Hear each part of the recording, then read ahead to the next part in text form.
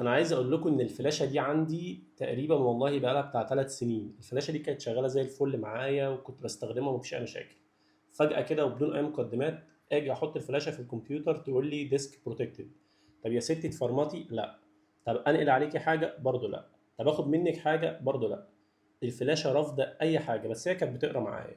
وعندي برضه فلاشه تانية غير دي هي ما بتقراش، بس انا بدات الصراحه بالفلاشه دي. قعدت ادور على طرق كتير ازاي انك تصلح الفلاشه، وهتلاقي مليون الف طريقه على النت. الصراحه جربت معظمهم ومفيش اي حاجه رضيت تشتغل معايا، لغايه لما لجأت للحل الجوهري وهو شات جي بي تي، واللي بيفعل ميزه جديده اسمها الديب سيرش، اللي بيقعد يسيرش على مواقع كتير جدا ويقول لك ازاي تحل المشكله دي، وبيجيب لك اجابه الصراحه جوهريه جدا. لغايه لما اداني حل ونزلت برنامجين الصراحه بعد محاولات دامت 3 4 ساعات تقريبا، بس الفلاشه ميته ما كانتش شغاله اساسا.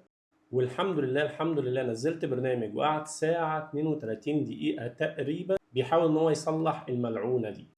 والحمد لله انا عايز اقول لك انها اشتغلت. وعلى سبيل الصدفه كنت بكلم صاحبي بقول له ده انا شغلت الفلاشه بتاعتي اللي مركونه بقى لها سنين، فبيقول لي قول لي الطريقه، ده انا عندي 3 فلاشات. بس الصراحه ما رضيتش اقول له الطريقه، قلت اعمل بيها فيديو يستناه ويشوفه بكره ويعرف الطريقه ازاي. فانت كمان لو عندك فلاشه بايظه استنى الفيديو بتاع بكره ان شاء الله، اقول لك ازاي تصلح الفلاشه بتاعتك. وصدقني ده مش كلام والله لليوتيوب، الفلاشه دي قسما بالله كانت بايظه اكتر من 3 سنين، واول يوم تشتغل امبارح معايا. فتابعني واعمل لايك واستنى الفيديو بتاع بكره ان شاء الله عشان تصلح الفلاشه بتاعتك.